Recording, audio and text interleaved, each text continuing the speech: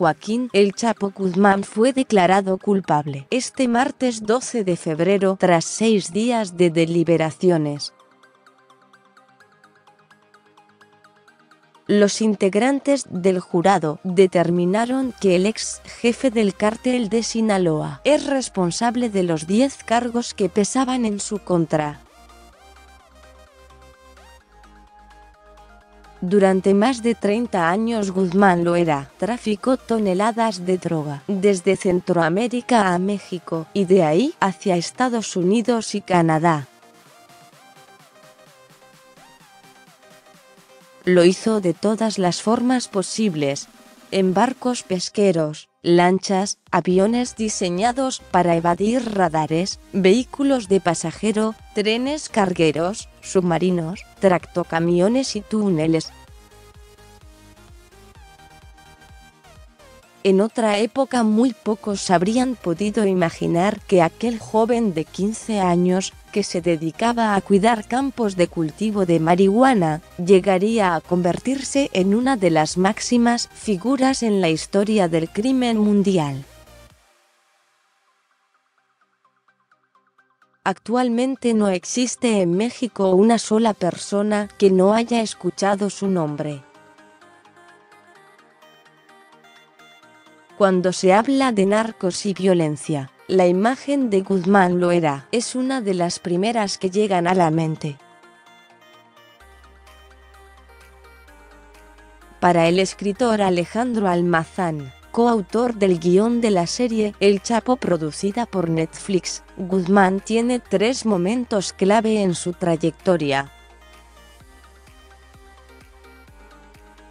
El primero es cuando empezó a trabajar con Miguel Ángel Félix Gallardo, líder del extinto Cártel de Guadalajara y uno de los principales narcotraficantes de cocaína en México durante la década de los 80. En un escalafón menor se encontraban Amado Carrillo, Rafael Caro Quintero e Ismael Zambada García, el Mayo. Muy por debajo de ellos, apenas como pequeños sembradores, traficantes de enervantes y pistoleros, estaban Héctor El Güero Palma Salazar, Joaquín Guzmán Loera, los hermanos Arellano Félix y los hermanos Beltrán Leiva, escribe Anabel Hernández en su libro Los Señores del Narco. Varios analistas coinciden en que si otros capos como Félix Gallardo, Rafael Caro Quintero y Ernesto Fonseca Carrillo Doneto, todos fundadores del Cártel de Guadalajara, no hubiesen sido arrestados, probablemente ellos hubieran representado la historia del narco en México. Pero le tocó a El Chapo. Y le tocó porque solo él y el Mayo Zambada sobrevivieron mientras los demás fueron cayendo, afirmó el escritor. El segundo episodio fue la muerte del cardenal Juan Jesús Posadas Ocampo, a quien asesinaron el 24 de mayo de 1993 en el aeropuerto de Guadalajara, porque supuestamente lo habían confundido con Joaquín Guzmán. Ahí es cuando el capo se convirtió en el Chapo Guzmán. Ese es el momento que lo catapultó hacia la fama, apuntó Almazán. Se podría decir que a partir de ese momento, tal y como mencionó para Infobae en México Guadalupe Correa Cabrera, profesora universitaria en Estados Unidos y experta en temas de crimen organizado, se empieza a gestar la figura mítica del narcotraficante tradicional. Con el tiempo se convertiría en el narco que lo puede todo, incluso hasta escaparse de las prisiones de máxima seguridad. El líder de la droga pasaría a ser visto por la sociedad como un Robin Hood, como una especie de Pancho Villa, que es bandido y bueno a la vez, explicó Correa Cabrera. todo eso llegó a simbolizar el Chapo en ciertas regiones de México, principalmente en las que impera la tan mencionada narcocultura. Para muchos jóvenes que crecieron cerca de las tierras que vieron nacer al fundador del cártel de Sinaloa, el Capo llegó a ser una inspiración, un modelo a seguir. Esta figura creada a través de un discurso hegemónico, en gran medida reforzado por los medios de comunicación, fue tomando forma hasta convertirse en la versión mexicana de Pablo Escobar, nuestro Pablo Escobar. Pero también hay otra representación que ha corrido paralelamente en la historia junto con la del sicario Robin Hood. En Estados Unidos, país clave en la historia del narcotráfico, la figura que se creó alrededor del Capo fue totalmente distinta. Guzmán lo era el malo, el ignorante, el bruto, el bandido que no sabía ni siquiera cómo usar un celular, comentó Guadalupe Correa.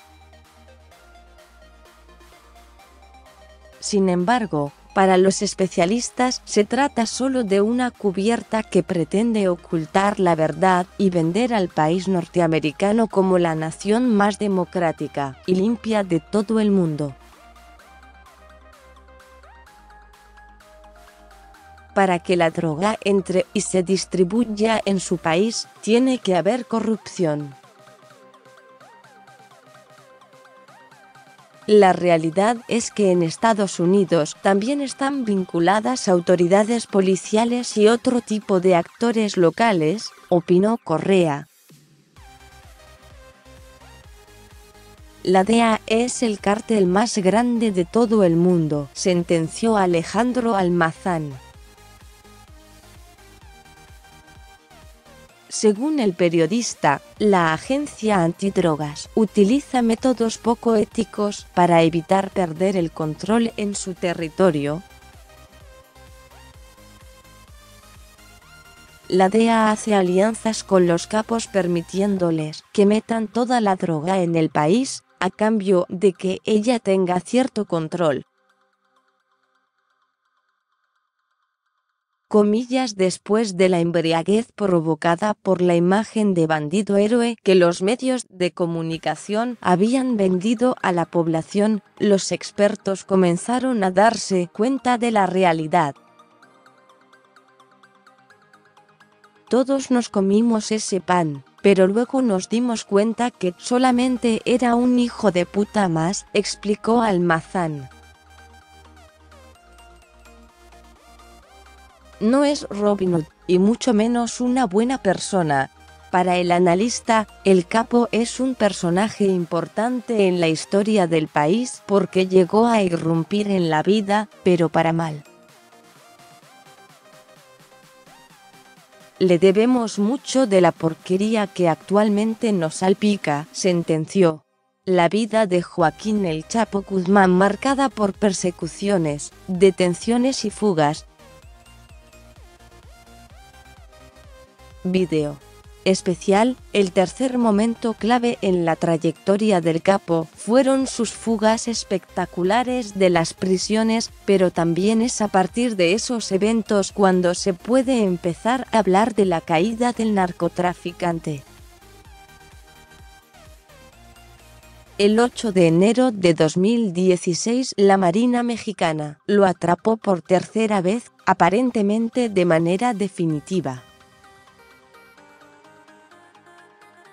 Un año después, fue extraditado a Estados Unidos y, de acuerdo con Alejandro Almazán, eso ocurrió porque el Estado decidió que el Chapo ya no le servía. Guadalupe Correa, por su parte, opinó que el juicio en contra del Capo que llegó a su fin este martes en una corte de Brooklyn, Nueva York, representa desde un punto de vista simbólico la caída de todos esos narcotraficantes buenos que se escabullían de los gringos. Representa el final de la figura mítica tradicional. Verdaderos jefes del narco. Almazán tiene la opinión de que los verdaderos jefes del narco son empresarios, banqueros y políticos. La mafia en todo el mundo es la que tiene el poder, siempre ha sido así. Ciudad Juárez, Guadalajara, Mazatlán, Tijuana, nuestras ciudades están construidas con narcodólares, explicó. Si contamos todas las ciudades en donde se mueve todo ese dinero que producen las drogas, entenderíamos por qué nunca va a dejar de existir ese negocio, concluyó.